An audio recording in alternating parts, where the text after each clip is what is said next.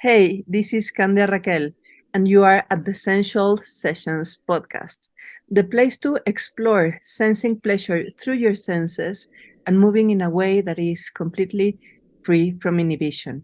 If you haven't already, go to centraldepoder.com and get yourself signed up to get these episodes delivered weekly on your inbox. And today we have a very special guest. This is Philip Shepard. He's an author, he's also an actor, and he is the founder of Embodied Present Process. Welcome, Philip. I'm very happy to have you here finally. It is such a pleasure to be with you, finally. Thank you. Yes.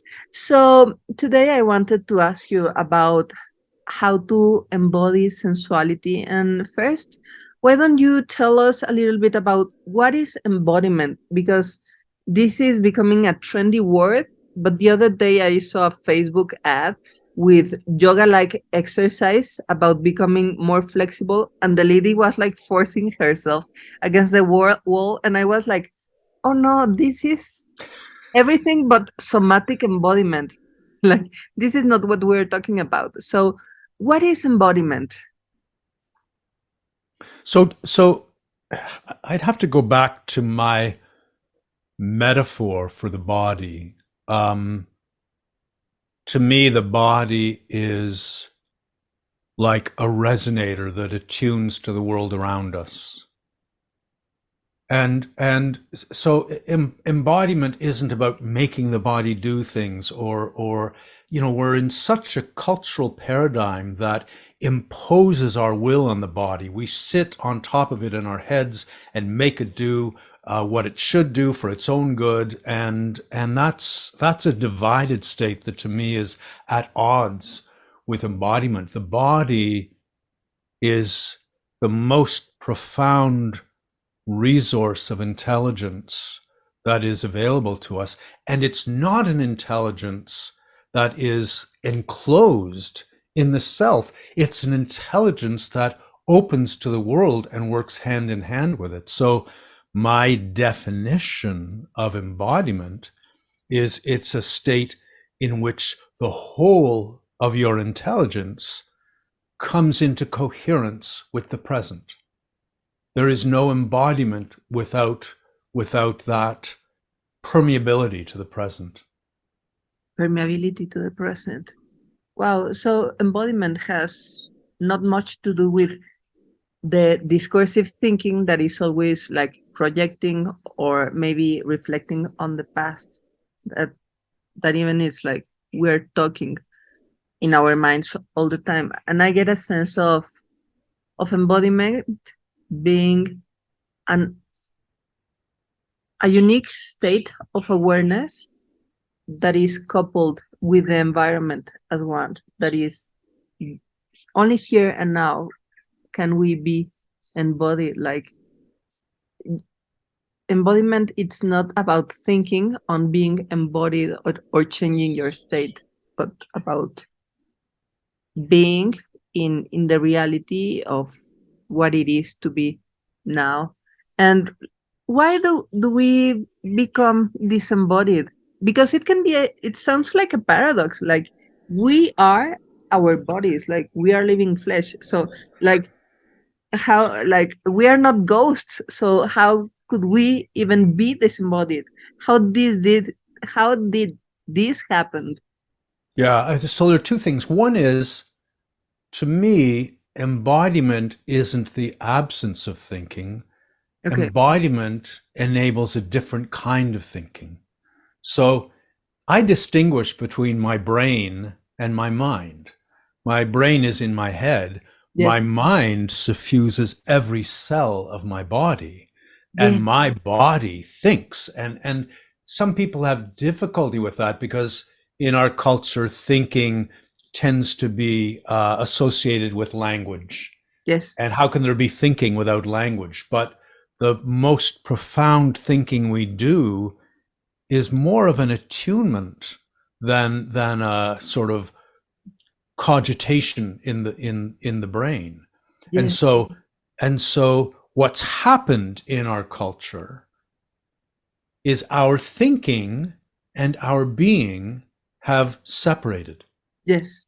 And you think, you reflect back on the public school system, and the main lesson it's teaching is that the body is something to be controlled and thinking happens in the head. So as a young child, you're told to sit still in your chair. And if you can't sit still in your chair, you're punished. And to suppress the body's energy is at the same time to suppress the body's intelligence. And meanwhile, you're told to fill your head with the right ideas. And, if you do that well, you're rewarded. So it's 12 years of this punishment and reward system. And we come out of it believing that we can think more clearly with this fragment of our intelligence in the head than we can with the whole of our being. So to bring thinking and being back so they're once more the same thing is really the journey of embodiment. And how did we become so disembodied? It's a very, very long story. And not that it'll take forever to talk about it, but it goes back thousands of years. In the Neolithic Revolution, our center of thinking was in the belly. And you can see that in art, and you can see that in language.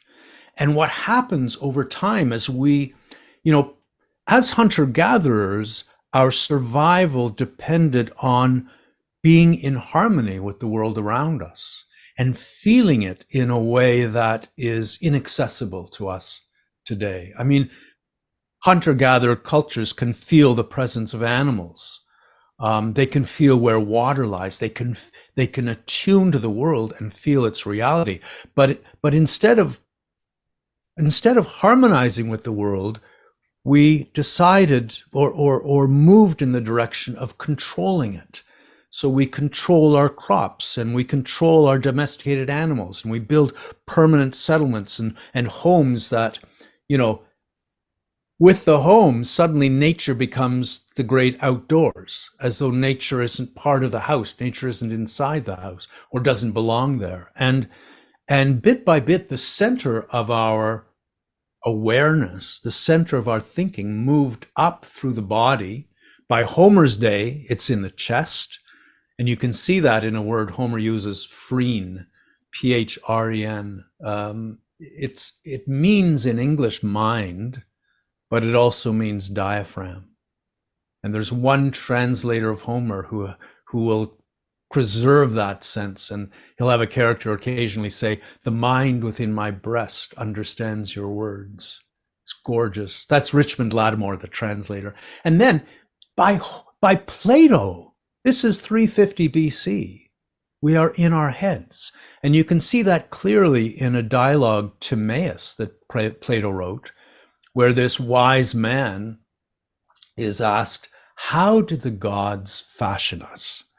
And he answers, well, first, they created this divine sphere based on the orbs of the heavens. And then they realized it wouldn't be able to get around, so they grew it a vehicle, arms and legs and a trunk. So the head in 350 BC is being experienced as the divinest part of us, and the body is being experienced as a vehicle. So disembodiment has begun. The separation of thinking from being has begun, and that's well over 2,000 years ago. 2,000 years ago, and we want to flip it around now. Well, the necessity to do that has never been more imperative. It's urgent because it's also the idea that we are detached from nature. Like, even calling nature is senseless because we are nature. Like, absolutely. There's no separation. Like, we are feeding the trees with each of our exhales, and they also gives us this vital breath in return. So yeah, like, actually the purest form of understanding of cognition is pre-discursive. It has no words. It's this state of attunement that you mentioned, like when you're placing the hand in the stove and you even notice that you're falling into that and you're realizing that, and then you have, even though you have like the instinctive reflex to take the hand off and not get burned or just a little, we see what we're doing and what is happening. And survival has to do with split second decisions. Also, if you like to drive in a highway, like, and you're passing cars, like, you have to make a split second decision and go with all your might. Otherwise, you lose the opportunity. So you don't have time to think in words. Also, musicians, like, you have to keep the rhythm with the body, because one is one syllable and seven has two syllables and it takes twice the time, and then like you're off. There's But yeah, there's another aspect to it though, which is very different from the split second non-discursive decisions we make. And that, it's alien to us, but it shows up over and over and over in indigenous cultures. I can tell you a couple of examples in the Aleut Nation. Now, the Aleut Islands are the ones that come off Alaska, and they separate the Bering Sea from the Pacific Ocean. And it's a seagoing culture. And there's a brilliant Aleut elder, Ilarion Merkuliev, who talks about as a child watching the hunters, and they were hunting sea lions. And they would sit on the rocks and look out at the sea wordlessly for hours and hours. And then one would say, sea lion coming, and all the heads would turn and point in the same direction. Now, the sea lion was 10 miles offshore. The sea lion could not be seen, but every man could feel its presence. Way beyond sight, but they could feel its presence. And Ilarion himself learned to do that. And he says very clearly, true intelligence is a state in which there are no words. So he taught himself as a child to go for hours and hours without one word going through his head. He could just attune. There's another story in The Other Side of Eden, a book by Hugh Brody, about Igruk, this whale hunter who was at this time very old, but he was still respected as a great whale hunter. And they've set up camp near a split in the ice. And he's lying on this bed of furs. And suddenly he opens his eyes and he says, I think a whale is coming, and I think it will breach very soon. Well, everyone rushed outside and stood by the open water. And sure enough, this whale breached. And he could feel the presence of the whale from his bed of furs. So I could go on and on with stories from indigenous cultures that our survival depended on this attunement to the world around us. And we gave up attunement in favor of taking abstract ideas as our guidance. And just to say, there's value in each, but to sacrifice our attunement to the world leaves us alienated and estranged from it and at odds with it. So if you cannot feel the harmony of the world around you, you will damage it. Yes. Rather than working with it. Yeah, working with it. Like getting a sense of reality rather than making an abstraction of reality in our mind and projecting it and molding reality in that way. That it's like, in short, the Industrial Revolution. And what you're saying about this ability of sensing the sea lion and the whale reminds me of this Tibetan Buddhism idea of the mind not being only your perception, but also the space where that perception happens, and that is not necessarily bound in a body, but is in this intertwine communication as one with the moment and with the everything, with reality. And then we have this mind body dualism that was crowned by Descartes with the I think, therefore I am, which which permeates like our Western approach towards reality and the world. Like if you don't think, you don't. That's the idea. And even though like in in our profession, there's much talk about body and mind or body mind, but still like we have to point out that these two are together as one. I Well, have an alternative. I struggle with body mind because it puts the focus on the self. It leaves the world out. And so I say my experience is an experience of my body world. my Right? body So world. this is Yes, my experience. yes, It's not this. It's not closed off, but in that journey out of the body into the head, we have become enclosed from the world, and our focus is on the self. In a way, we're trying to organize the self to make it successful, and that traps us in self-consciousness. yeah, Because as soon as you take your attention and you focus it on the self, you are divided. It's the self watching the self. And I think we yes, can spend most of our days thinking about our thoughts about the world rather than feeling the world around us. yes, yes, yes. I like your concept because it points out at the reality of being like a selfless self. Because like at every moment we are exhaling, like our very essence of life, that is our breath, is like floating away, and we change our skin every 3 weeks, and we have 98% different atoms each year. So like there's no clear boundary of this is me and this is you and that is the outside. I mean, yeah, we are a closed system in terms of self-maintenance. Like I exhale, but then I inhale. But our own matter is not really us.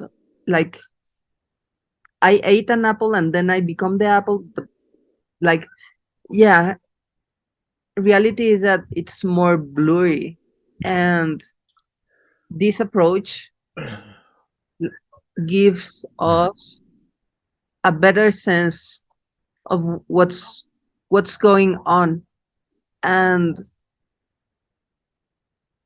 and a different state of receptivity and also strength, like not being so self-centered, not being so so anthropocentric. Like, yeah, i I am better than the rest of nature because I think with my brain, and the tree doesn't have a brain, so the tree doesn't think. But if we look at the deep knowledge of indigenous cultures, then the communication is not in this divisive tone. Like there's like an understanding of the mind sensitivity and attunement in every living form. Yeah, I think to me the body knows what the segregated brain cannot know. So what the body most deeply feels is the present. I mean, that's what it feels, what is here now.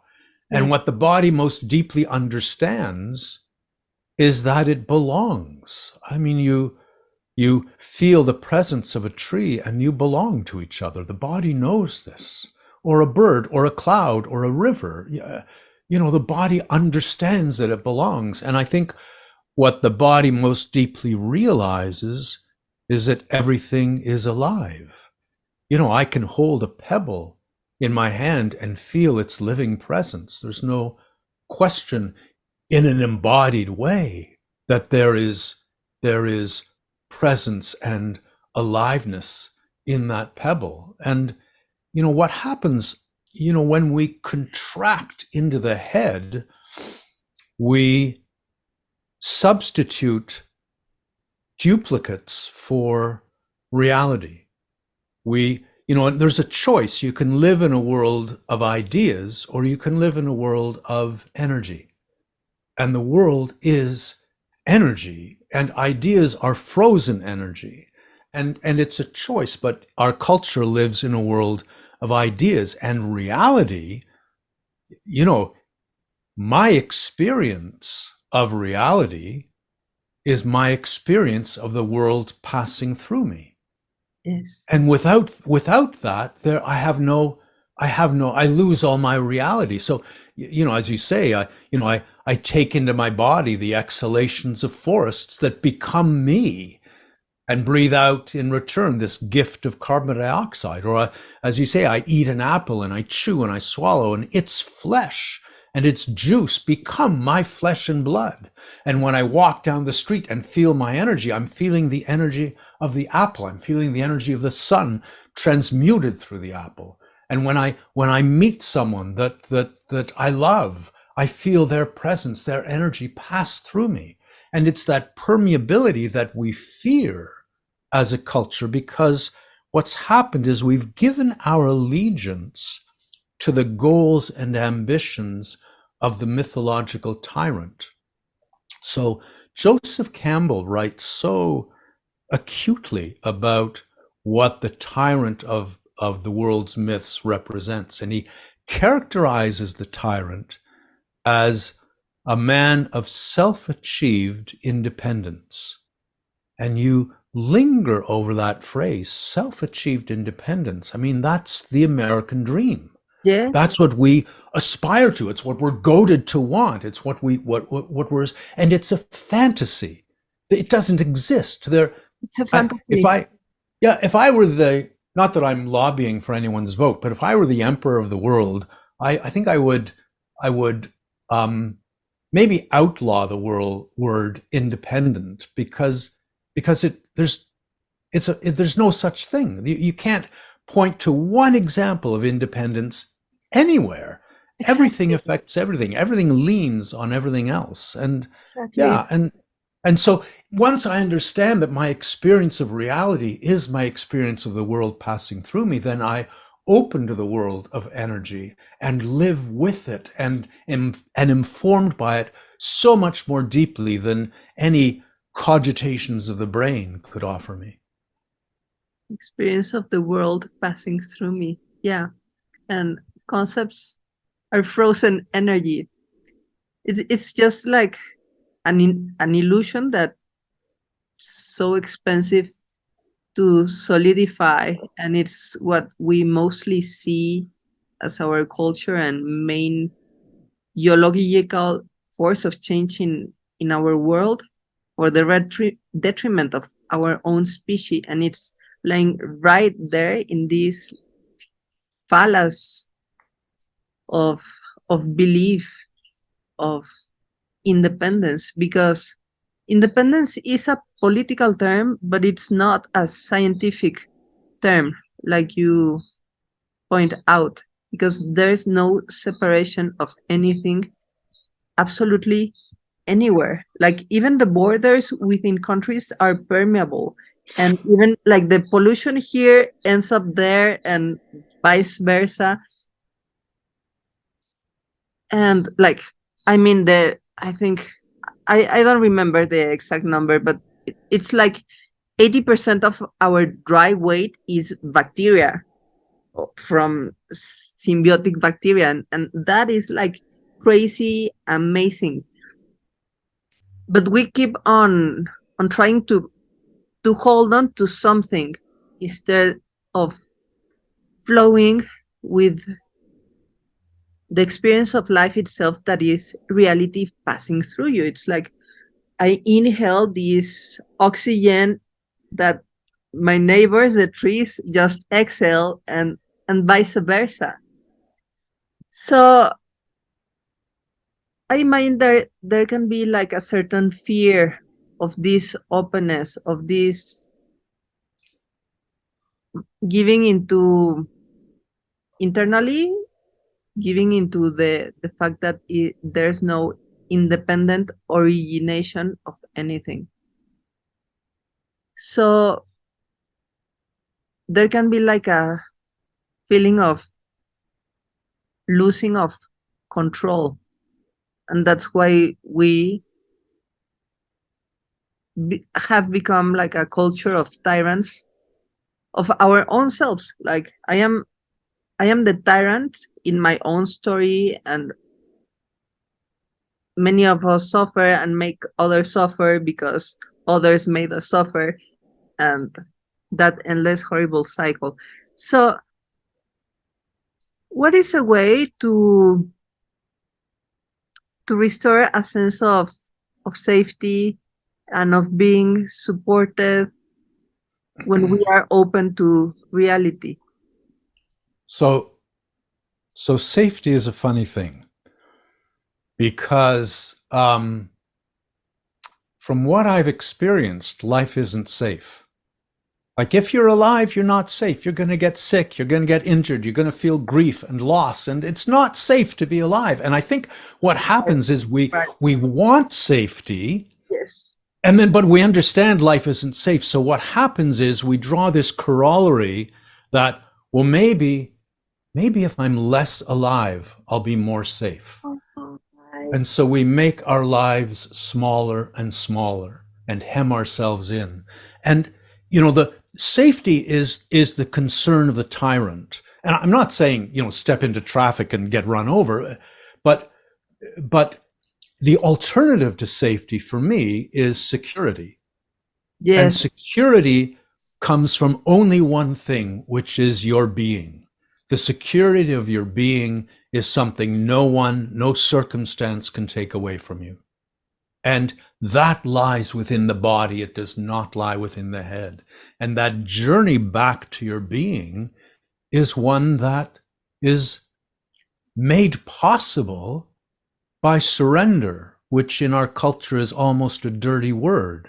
Yes. But you go back to Joseph Campbell and his characterization of the hero of world mythology is the man of self-achieved submission.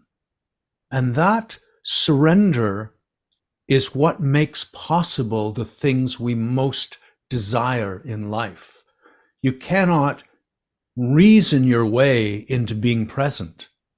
It is a surrender through the body that brings you into the present. You can't reason your way into love. You can't reason your way into harmony. None of these things, and even harmony, you know, you're never going to possess harmony. It's not, harmony is a product of wholeness. It's only as you surrender to wholeness that you partake of the harmony of the world. And we're trying to grasp and hold on to, and all of these impulses are part of the tyrant's modus operandi. And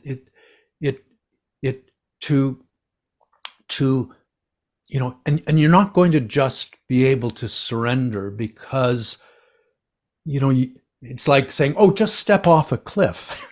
And so I think there's this teeter-totter effect where, a little surrender brings you a little more in touch with your being, which enables a little further surrender, which enables a deeper grounding in your being. And you come back to the body and you come back to the pelvic bowl and you rest there. And from that place of rest, you feel the world in its wholeness and you feel held in its embrace. Held in its embrace. Yes, because this surrender allows for the openness of reality passing through you and the attunement to the life or death information that you can get from that. Like in the same way that the hunters could sense the sea lion miles away, like that sea lion was distracted because in turn that sea lion was not sensing acutely the hunters. And it's very interesting to see like the lioness hunting the zebra, and sometimes the zebra being small or whatever, just like not allowing the lioness to hunt her. So it's two ways, but it only happens fully in this natural state of embodiment that is our true nature, and to which we surrender to. Like, yes, and that's why there's no end to paying on insurance companies because this is a false sense of security out of control that only dims your light, and we want to hold on to solidify to things when we deeply know at our core that we all know how it ends, and that there's uncertainty at every moment, and that those external fixes, yes, they are useful. Like you say, we don't want to run into the traffic nor jump to the cliff, but that's not where this embodied sense of security lies, but in the attunement, moment by moment. Which brings me to then ask you about the experience of pleasure, because in our culture, pleasure is more, has become a concept for trade. And there's even like this statement on the Declaration of Independence in the US of being entitled to the pursuit of happiness. And in one of the first episodes with Lavinia Plonka, we both had an epic aha moment of, yeah, being entitled to the pursuit of happiness. But if you take it literally, like you're entitled to go after the carrot forever. Which in a way it's like, okay, that will keep desire going. But we are sold into the idea of buying pleasure. Like, go to the Starbucks to get pleasure from your drink. But then, like, when you get the drink, as you don't know how to be present, you don't know how to delight with, you don't know, you actually forgot how to sense the flavor of the starched cappuccino, you get nothing. So there's like this alienation from ourselves and this like endless pursuit of a pleasure that never comes, even if you really paid with your life for it. Like, you arrive to the vacations in the Bahamas and people get bored at the third day, and they go into very intense transformational experiences that are very aggressive because they and we've become so numb to our senses that we want the cold plunge and then the temazcal with burning stones, and then go into the not eating for 72 hours, and then jumping off a cliff with a bungee jump, and it's crazy. So yeah, So what are your thoughts about this? yeah, so to step back quite a ways, I think that each of us is born with a unique cluster of gifts. No one in the world has ever had the specific sensitivities and gifts with which you've been born. And I think the world is whispering to us in every moment to put those gifts into service. And so the world is guiding us. The world's guidance is always there. And the world guides us sensually. It is our senses, our embodied attunement that follows that guidance. And it can be a momentary thing, or it can be a life's calling that comes down upon you. And you feel the life's calling, and you either refuse it because you're afraid, or you surrender, and you're on that, what Joseph Campbell calls the hero's journey. And at the beginning of that journey, your idea of success may have nothing to do with the outcome of the journey, but the journey has its own success. And I think what happens is in this enclosed sort of hedonist culture in which we're raised, we are told to organize everything. Organizing is such an obsession, that need to control and organize, that we organize our thoughts, we organize our emotions, we organize our responses to other people, we organize everything, and we organize ourselves. And when that happens, when you take the floodlight of your attention and turn it off the world and put it on yourself, you are casting the world in darkness. And you are confining yourself to a state of self-consciousness in which you are constantly supervising the self and trying to organize it, to make it successful, to win at it, to whatever. And you lose this subtle, ever-present summoning to put your gifts into service. And so that, pleasure, the pursuit of pleasure as you've described it, becomes a poor substitute for that experience of being fully alive. We have to follow the calling, the sensual calling. And surrender to it. It's not an ego-driven thing. It is a summoning. Yes. And the world needs us to be in service to each other, to all the world. And we're deaf. We're deafened to that. Yes, and we suffer tremendously for that. And cause suffering. Yeah. Yes. So would you share with us a little exercise or practice or something so we can be more attuned to this calling and summon to be essentially guided to give our unique gifts to this life? I would be happy to launch into something like that, sure. So I'd begin with the invitation to let go, to just let fall away the concerns and expectations and agendas and ideas that cluster around us. Let them fall the way leaves fall from a tree in the autumn. And just feel your body's energy softening and descending, descending, descending.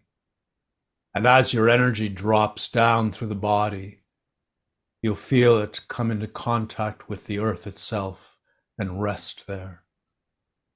And let it drop and rest and drop and rest. And as gently as you can, bring your attention to the pelvic floor, to that lowest part of your trunk. And see if you can feel the stirrings of the breath there.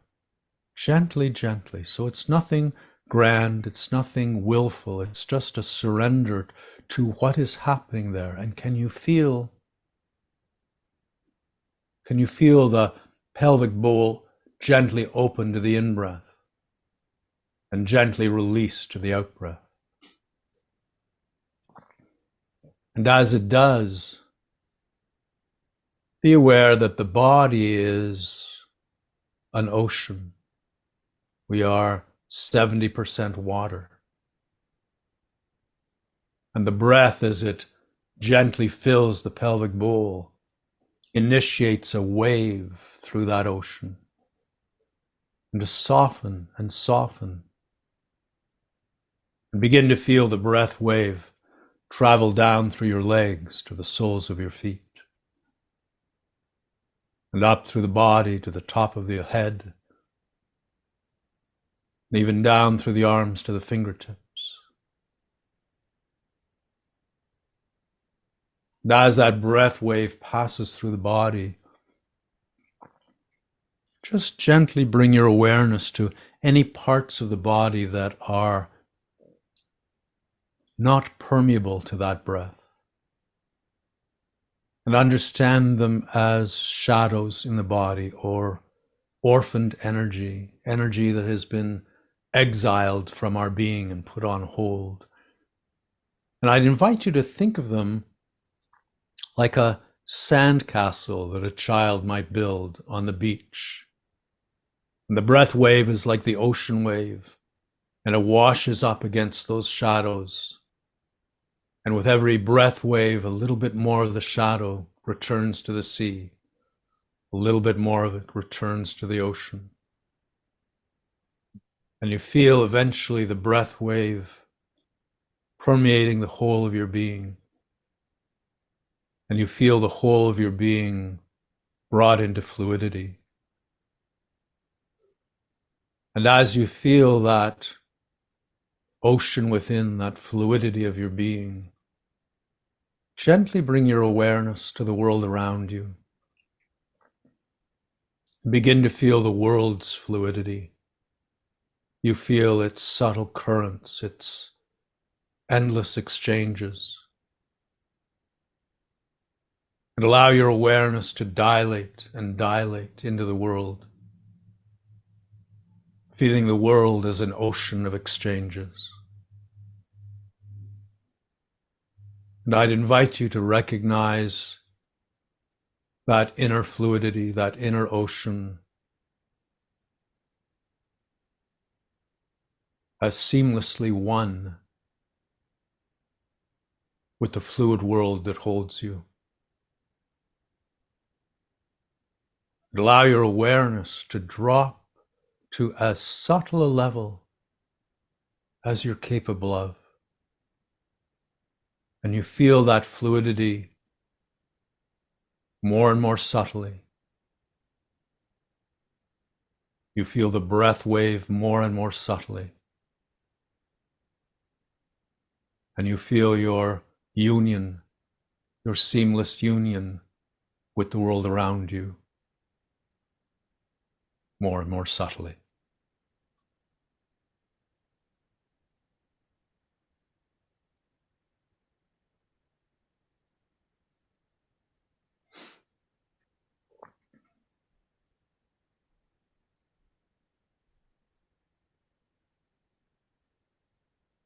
I feel like a current of the all-encompassing ocean of life, which is a fact.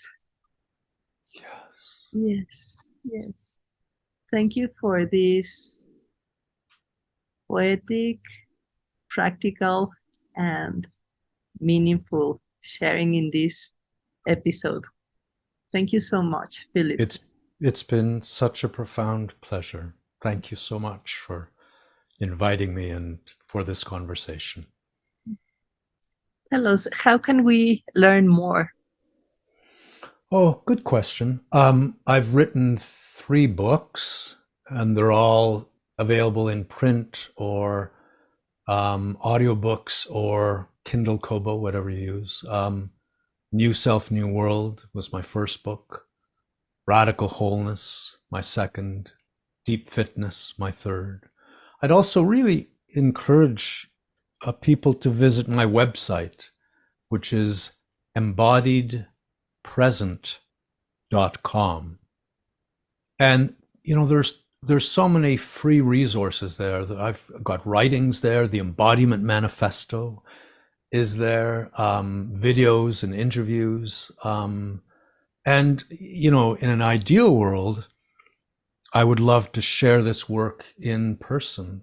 So I have workshops around the world, coming up in Europe in November, and in the States in the new year, and who knows where else. And all the workshops are also listed on my website. Great. Thank you, Philip. This has been fantastic, truly. Such a pleasure. All the best. So, sensualist, go to embodiedpresent.com and get started with the embodiment manifesto to know more about Philip's work. And if you haven't already, please go to centrodepoder.com and get the free guide to awaken sensuality. So until next time, remember to take the time to sense your fire so you can share the flame.